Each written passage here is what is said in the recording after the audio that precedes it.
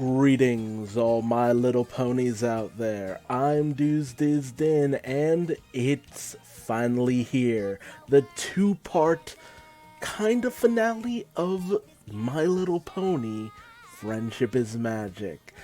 After this, it's nothing but the epilogue episode, which a lot of series have taken to doing. When they actually have a chance to end their series properly. You'll get like a two-part kind of like, oh, this is the big theatrical moment and all that good stuff. And then they'll have one last episode to kind of be like, this is where we kind of went from there on out. This is where certain direction stuff went into after the fact, after the big climactic battle. But this is season 9's episodes 24 and 25, titled The End of the End. Ending of the End. Ending of the End. But I'm not ready. I'm not ready for this. I'm just not ready to say goodbye just yet, because I really have enjoyed this series for the most part. It's had its ups, it's had its downs, it's had its all arounds, but the thought of just not having it there anymore just kind of feels a little bit bittersweet, especially with a lot of other series having come to an end, like OKKO and various other series have just suddenly stopped.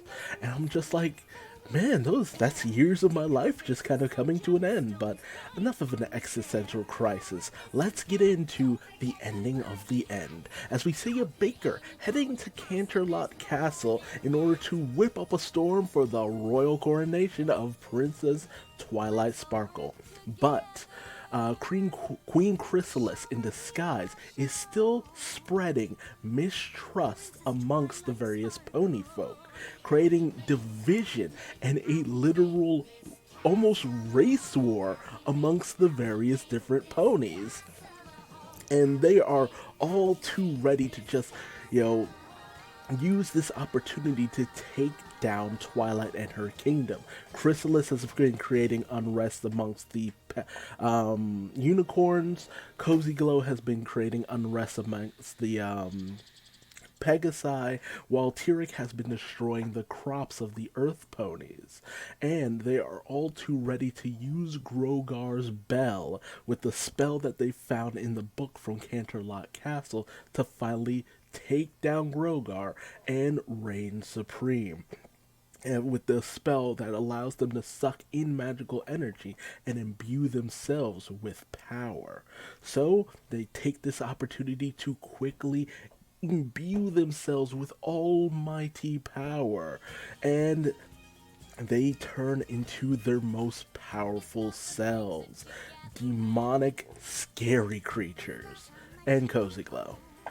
And as Grogar returns with this amulet of great power, ready to take out Twilight by having Tyrek, Chrysalis, and Cozy Glow work together, he is overpowered by the trio, who have his bell and are now able to completely overpower him. Unfortunately, or maybe fortunately, much to their surprise, they come to find out that Grogar all this time was in fact Discord. Which, even Tyrek says it best, that's very unexpected. I never would have guessed that it was Tyrek. That was Discord. Like, what? I feel like there was absolutely no way of telling that this was going to be the end game, that it was going to be Discord this entire time. But it really kind of adds up after you think about it after a while. But Discord, he's completely without power. No magical snapping here, buddy. You are out of luck. And as he makes his escape, they just kind of let him go. It's like, well, we have his power. What use do we have of chasing him? Let's just get our plan underway. So as the royal coronation slowly comes into place, and Celestia and Luna are all too proud, we see that Twilight is actually feeling pretty good about everything. She's not worrying, and she even bestows upon Spike a new position of royal advisor, which I'm surprised is just a new position, but she's not ready to just up and leave Spike. Spike's been by her side this entire time, and he will continue to be by her side because they're friends. But out in Canterlot, the city of Canterlot, we see that Earth Pony crops have kind of been not coming in pretty well, so no baking for Fluttershy and getting Twilight's coronation underway. And when they meet up with Twilight to see that she seems to be in pretty good spirits, Rarity finds that a fashion shop that sells thread and fabric is, being very closed and just walled off for the most part.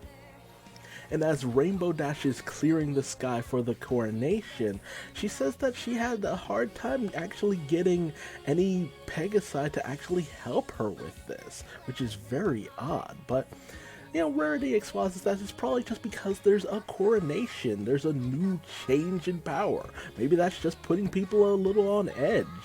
But when Applejack arrives, she reveals that she's kind of been watched pretty closely by the unicorn guards for some reason, and she's just like, like she's gonna steal the silverware or something. Like, dude, back off.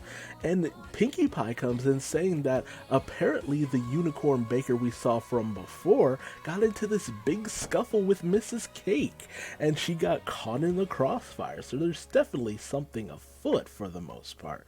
But this is interrupted when Discord shows up being afoot, which is very odd for him.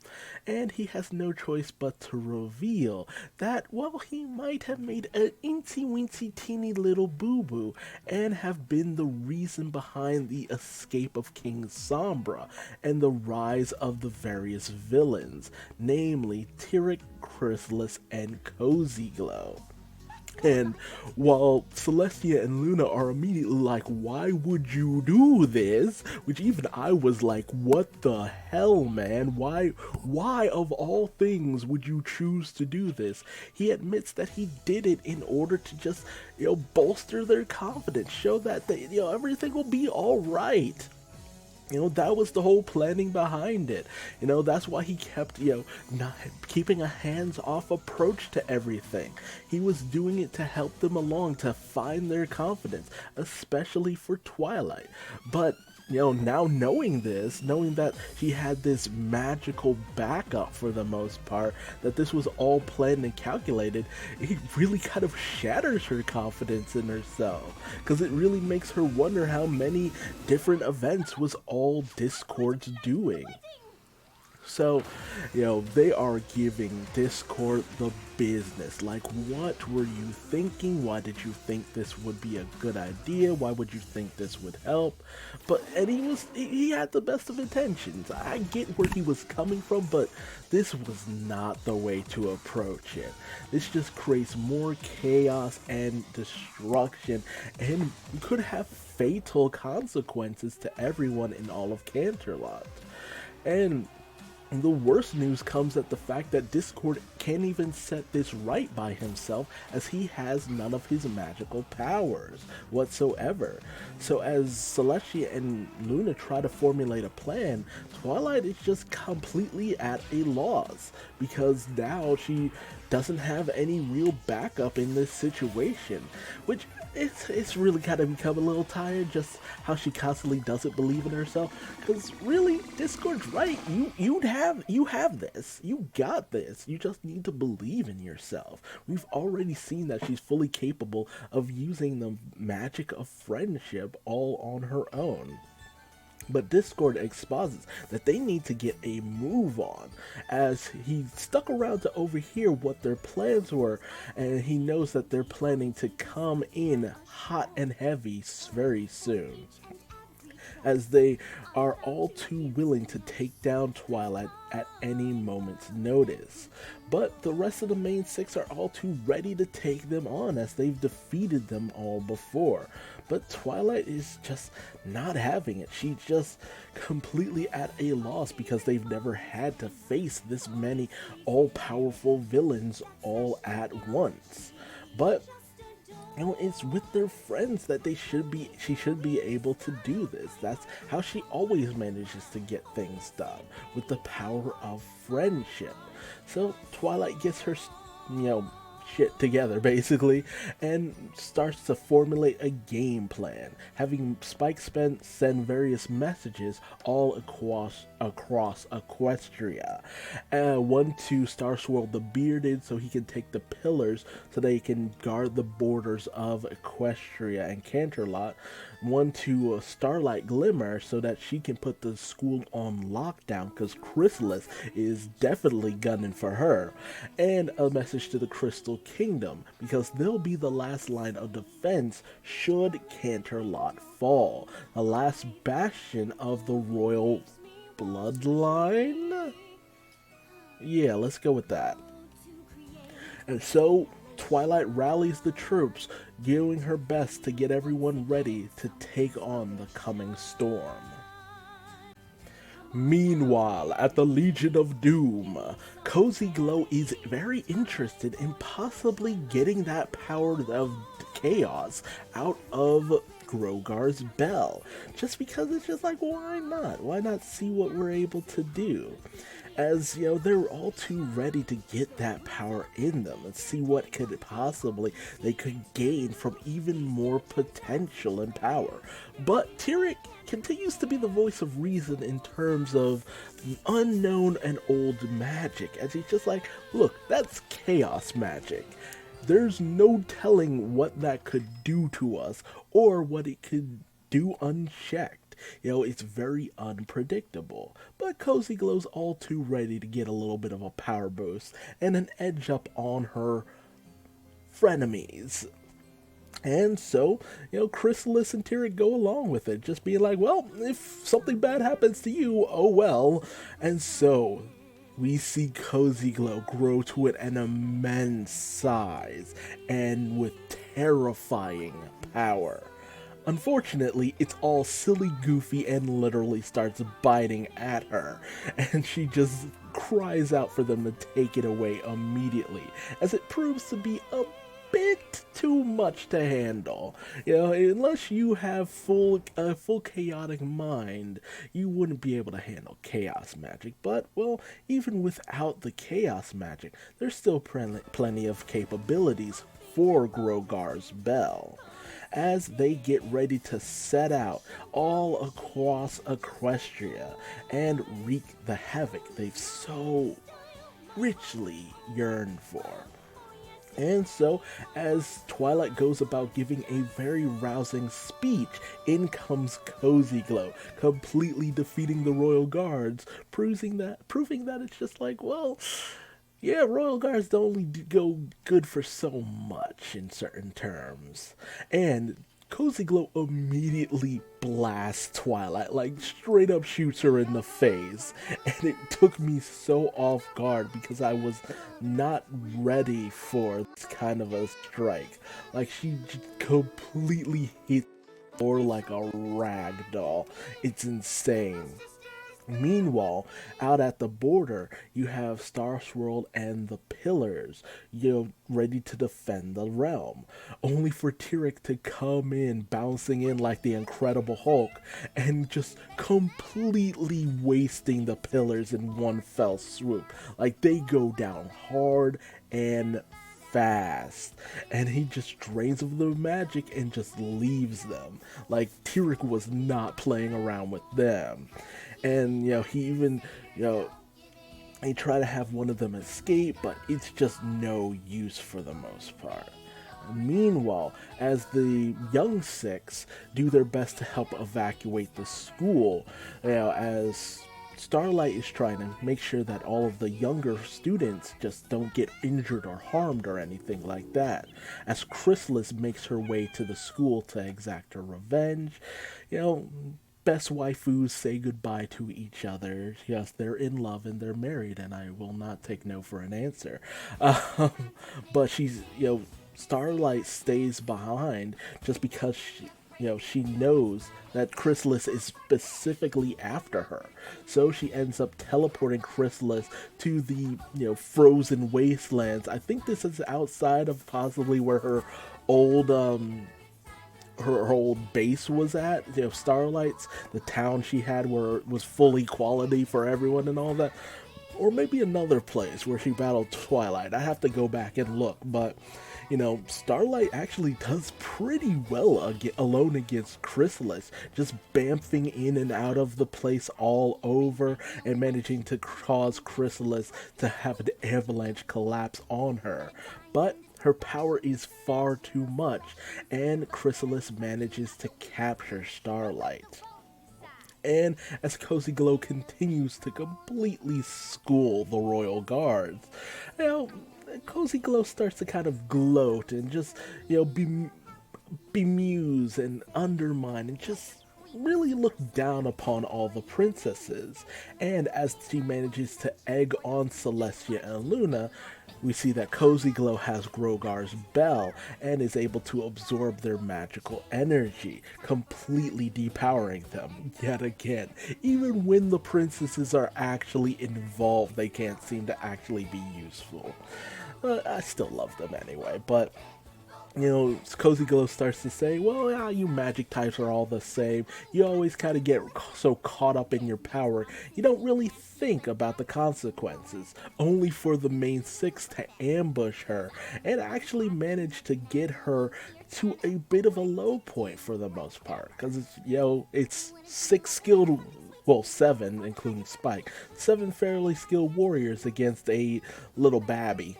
But when the rest of the Legion of Doom comes in, the tide turns fairly quickly, as Twilight does her best to stand up against them and say, you'll never win, you'll never take us down. They're just I'm very amused by this, because it's just like, we have all the power, we have the bell, and you have nothing. Haven't you noticed that there's been nothing but fear spread throughout your entire country? Yeah, that's us, spreading mistrust, destroying crops, leading everyone to hate each other. For the Princess of Friendship, you are very out of the loop on the relationships of your people. And without the power of friendship in your country, you're not much of anything, as they end up destroying most of Canterlot Castle and using the power of her fear of what they're capable of, managing to break through her barrier and get ready to completely destroy Twilight, only for her to be saved at the last minute by a struggling Rarity, who's not really great when it comes to magic, but she is willing to try when it comes to her friend. And as the Legion send out a massive wave of destruction of energy, it manages to be blocked by Twilight, but her friends do their best to hold the Legion back. That way Twilight can make a last-ditch escape and find some way of defeating the Legion, thus ending Part 1. So, flip over your cassette tapes, find a snack, now's the time to pause, because we're leading up into the final episode of Part 2 of End of the Beginning. So with all of their enemies captured and in one place, all except Twilight, Tyrek is ready to go off and find her, not wanting to leave anything but to chance, and even wants to destroy everyone present, but Chrysalis wants to savor their victory. She feels that it's time for them to gloat, not be safe. It's time to embrace what power they've managed to gain, and it's not like they'll be able to break free because of the shards of Chrysalis's magic canceling chair pieces that they have all around, so none of the unicorns can escape or anything. And as long as they keep a good distance, everything should be fine for them. And they also have Discord captured in the hope of possibly managing to use his chaos magic somewhere down the line, with Cozy Glow immediately still craving more power. But Grogar continues to tell her, look, no, none of that. You will lose control. It's too unpredictable. And naturally, they start fighting again, because that's just them in their natural state, arguing. But the rest of the main six try their best to figure everything out. Figure out a plan on how to escape and possibly get to Twilight. Meanwhile, Discord is still feeling a little bit down and really wants to make it up to them, but it would take something pretty big to regain the faith and trust of his closest friends. And as the discussion goes onward, the Legion cannot make a consensus. They can't come to an agreement on how to use Discord's powers as well as the powers of the princesses. But Discord does say, oh, well, I could always show you a way. I could always teach you or something. But you'll never figure it out. You're too dumb. And he really tries to get under their skin. Tyrek doesn't buy into anything Discord's selling at first, but Discord starts to really put Tyrek down and just really go dig into his daddy issues for the most part.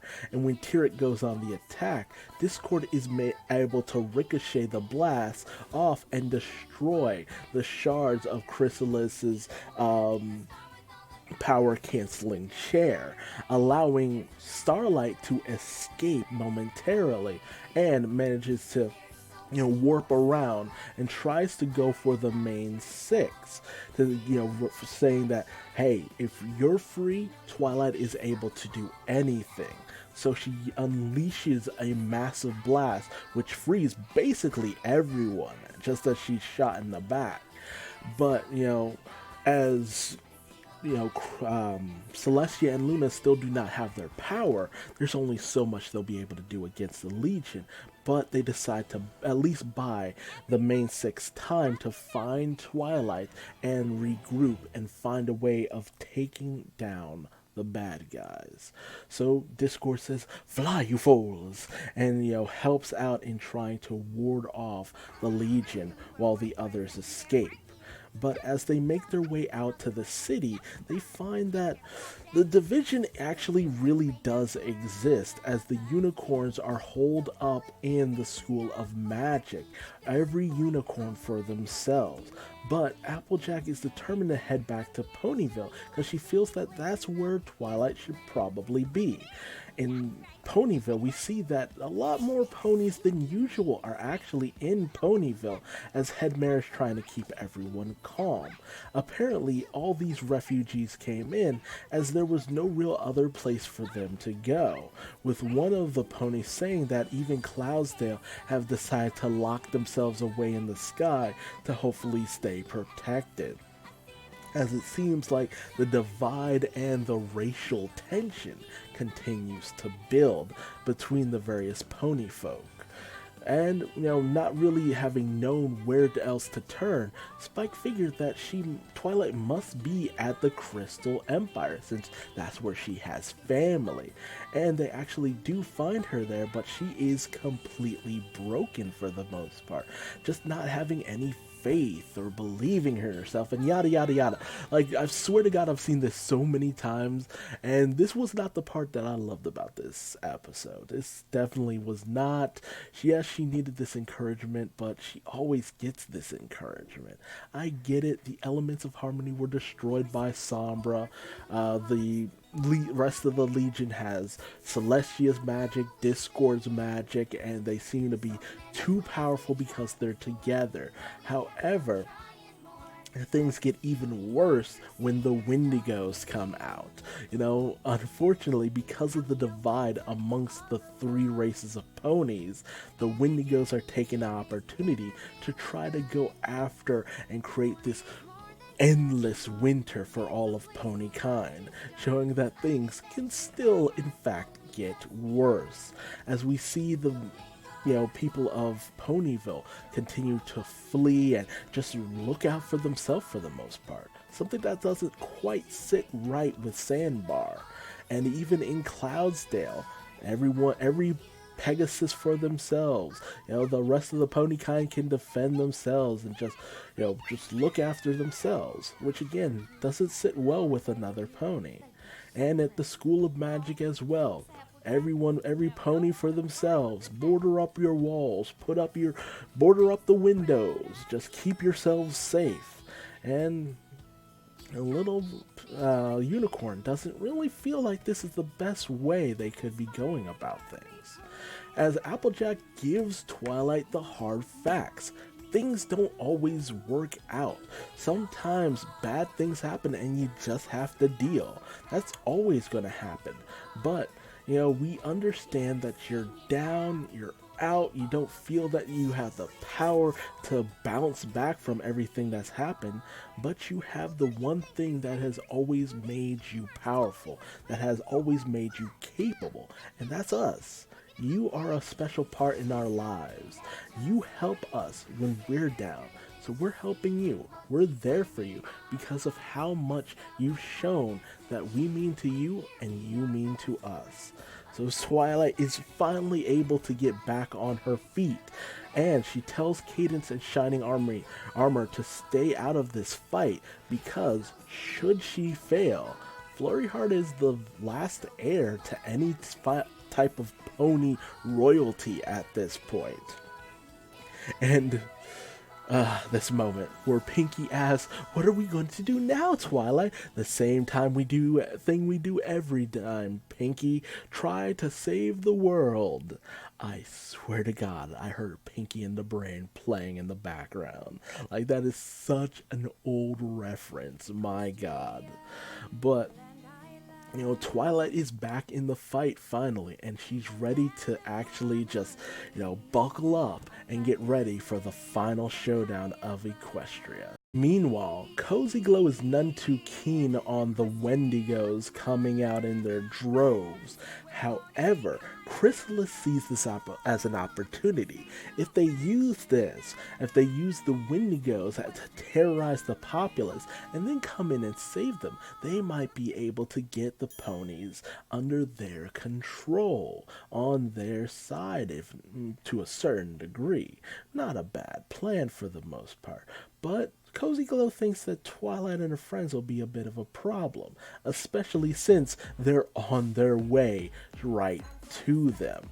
And as the Legion comes out to greet the Princess of Friendship, Twilight forms a plan with her friends, going with Twilight, Pinkie Pie, and Rainbow Dash going in as a distraction, going up against Tyrant, Cozy Glow, and Chrysalis, while Applejack, Rarity, Fluttershy, and Spike try to grab the bell. Unfortunately, they're spotted and warded off, and as Spike does his best to fight against Chrysalis, he ends up captured and used as a hostage to have Twilight and her friends stand down. And as they get ready to annihilate the lot of them, Twilight and her friends stand firm, full-on blood pack, ready to ride or die together. They're ready to go out, just in a blaze of glory. They tried their best, and they may have failed, but they'll go out together, only for them to be protected by a shield. But this is not Twilight's shield. This is a shield formed by all of their friends and allies across the entirety of the world. And this is something I had actually been waiting for, because it never really quite sat right with me that Twilight just kind of went to the Crystal Empire and just sat there. Like, Twilight, you have a literal legion of allies. You have influenced and impacted so many ponies' lives, including Tempest Shadow. Don't think I don't see you there. You've done so much for so many different ponies and creatures all across Equestria. Like, of course they got your back. Of course they're going to be there for you. As the various different creatures do their best to throw off the Legion, You know, Twilight is really just shocked and is wondering how everyone was able to come together because she was not able to get word out to everyone. And you can actually leave a lot of that up to the young six, as they had actually, bonded together with other members of the School of Friendship. We see that Sandbar had actually stood up in Ponyville and told people that, look, the Wendigos are not a myth. They're not a fairy tale. They've come down because we've stopped trusting each other. Don't you remember the old stories? They weren't just stories. They were truth. They were reality that we had to band together. In the School of Magic, we see a, member of the School of Friendship saying, look, magic is powerful, but it's only powerful when we have someone to protect. I learned something special in the School of Friendship and from Princess Twilight. And even in Cloudsdale, one pony talks about the value of friendship and how much it means, how just staying together until the very end matters more than personal safety, because if you're divided, you end up falling. Yona in Yakistan talks to her people about how much the ponies have helped them, tried to be there for them, befriended them, tried to understand them, and they owe it to Twilight to go and help. In the Dragonlands as well, we see Cinder as well as, Smolder just talking with everyone, just going on about how, hey, look, we have to stand up. We have to stand up for what is right, to do whatever we can in order to help out. I know that's not the way of dragons. That's never been our way. But, this is the time. This is the time to actually, help out those who have actually tried to befriend us. And in, Griffin Rock, I think it is, Gallius, it says, look, we're not normally friendly creatures. We're very abrasive and harsh. But these creatures were willing to open up their homes to us despite all of that. We owe it to them. And as well as underwater, I swear I'm completely forgetting her name, but they talk about the fact that, without Twilight, we would still be living in fear and subjugation, hiding from the Storm King, as well as Ocelus in, with all of the changelings, talking about how it was only because of Twilight and her friends that they were able to live free, and then with lives full of love and happiness. So it shows that ultimately Twilight had a bigger impact than she actually thought. And that's kind of been the whole running theme for this half of the series. Like, after a certain point, after she became the Princess of Friendship, she started to expand. She started to expand past her borders, not just helping out ponykind, but just helping out creatures in general. These bonds of friendship that she's formed, that's how actual great powers in the world work. The United Nations, world leaders coming together under one banner, and that's how alliances are formed. Even if you are former enemies, at some point, I don't care what country you're in, you have allies that were at one time your enemy.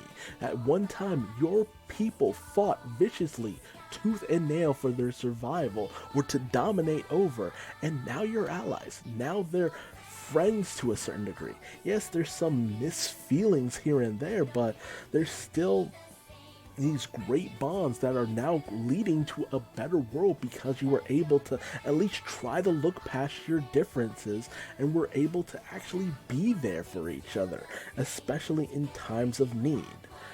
However, the Legion manages to break down the barrier and go on the offensive, finally getting their second wind. And as various creatures fall and the Legion approach Twilight and her people, Twilight comes out to just say, that is enough. I'm tired of you hurting the people I care about. I'm tired of all the terrible things you've decided to do throughout all of this. And through all these people coming together to help me, to help my friends, to help our world, that I am able to remember exactly what it felt like to actually care, to have the power needed to protect, as she managed to dig deep and she's able to teleport everyone who has been captured to her side, every friend she has ever had, every ally, the the six old pillars, the main six and the young six, all together, imbuing her with the power of friendship, because that's what gives her power: friendship, kindness, love, caring, understanding, laughter, honesty, generosity, loyalty, just everything that has managed, that she's learned, everything that she's experienced, every bit of growth she's had along the way is because of everyone here today. And even the villains themselves have that power within them as well. And with all of that, Twilight is able to make the people in attendance proud, because they've done her proud by showing that friendship triumphs over all, that bonds transcend race, gender, reality in certain situations, time. As long as you have that, you have the greatest power of all. And as she manages to ward off the Wendigos, the Legion knows they're royally screwed, as Twilight manages to completely dissolve all of their power and depower them into their weakest forms. But Chrysalis is unrelenting. She's all too ready to keep coming back time and time again in order to exact her vengeance, only for them to be completely splattered under a cupcake. And while everyone looks to Discord when the chocolate rain comes down, it's not Discord, oddly enough, it's Pinky. She's stolen Discord's power from Grogar's bell, and is declaring herself supreme ruler of the cosmos, where she will turn everything into frosting. And Discord immediately depowers her. Thank you, Discord. That would have been a whole nother problem in and of itself. As Discord finally has his powers and abilities back, he also gives Celestia and Luna their powers. But Celestia is none too happy with the Legion, and feels that imprisonment is too good for them, at least normal imprisonment. But Discord has a particular interesting idea for the Legion, this particular set of baddies who seem a little bit too unruly to control, as Discord, Celestia, and Luna seal them within stone, hopefully to be reformed one day. But if not, well, they're no longer a problem. How ironic that Discord would choose this for them. But he says it best: they have the worst punishment possible, imprisoned together for all eternity, a fate worse than death. And as everyone is all too happy at their victory, everything has gone off, everything has been, gone completely perfectly for the most part. Celestia is all too glad that Twilight was able to live up to her expectations and then some. Twilight has really shown that she has the potential to be the strongest ruler Equestria has ever known. And as everyone wonders if maybe it's time for the royal coronation, maybe this is the time for Twilight to finally become the ruler of all of Equestria, Twilight's none too sure about this. It's been a long day, and there's only one thing she wants: a very Avengers-esque meeting at, I think it's Joe's Donut Shop, where she can just spend some time, Avengers Endgame style, not shawarmas but donuts, with her 6 closest friends, as it's only because of them that she's been able to get this far. And from this point forward, it's gonna probably a bit busy. So she's gonna enjoy this moment of peace with her 6 closest friends. The 6 people who she started out with and ended this era of Equestria with. This is the end of the biggest battle in all of Equestria, and honestly, this should have been the My Little Pony movie. A fun romp, a good moment, and God, that moment towards the end where everyone came together, endgame style, like, dude, of course, it's been building up towards that. All these different characters coming together, all these people that Twilight and her friends have helped and been there for, of course they came together. Twilight has done so much for so many different creatures, and that's what it's all been building up to.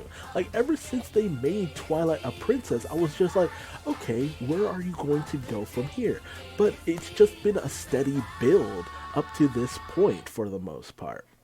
You know, it sidelined a lot of us when that happened, but you know, she went to became the princess of friendship. Then she got her own castle, and then she started up her own school. She got students, in Sunset Shimmer and Twilight Glimmer. And it's just like, you are essentially becoming Celestia. They're really going forward with this princess role. And having her become the ruler of Equestria, well, this does feel like it's still happening a little too sudden. At least we had an entire season to just come around to the idea that, maybe this is for the best. Maybe she does have the most power out of anyone.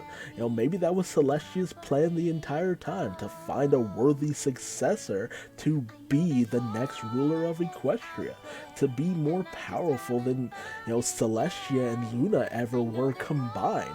And Twilight showed that. She showed that there and there that she had the power within her this entire time, because friendship is the strongest magic in all of Equestria. She didn't need elements of harmony, she just needed the harmony of her friends, period. But I've gone on ad nauseum enough. I could talk about this all day, honestly, just how I feel about this conclusion, but we still have one more episode, the epilogue of My Little Pony Friendship is Magic. So I ask you to join me for that final episode of one of the most influential, inspirational, and fun series of all time. It changed a generation, and the world's gonna be a little bit sadder without it around, but a lot of people were able to gain friendships through this series. A lot of people were able to discover their passions. A lot of people wrote music, created art. They were influenced by this series, and it deserves a proper send-off. So join me, won't you, by subscribing and hitting the bell icon, and joining me for the final episode of My Little Pony Friendship is Magic. If you liked this video, leave me a like. If you didn't, feel free to leave me a dislike. I'll understand. But tell me how you felt about this finale in the comment section below. How did My Little Pony influence you? How did it mold you? How did it shape you? How did it make you feel? Did you watch up until the end? Did you fall off and just come back? Or are you only watching this so you don't have to watch the actual thing, maybe? Who knows? You weirdos out there. But I had fun. And I hope you did too. And if you want to find me on social media, just Google Duuz-Diz-Din. I am everywhere, for better or for worse. And until the next video, just remember, an ending, it's just a beginning in disguise, a beginning of something even more magical and even more legendary. Till next time, I'm Duuz-Diz-Din, and it's high time I went to bed and rest up for that final episode. Bye-bye.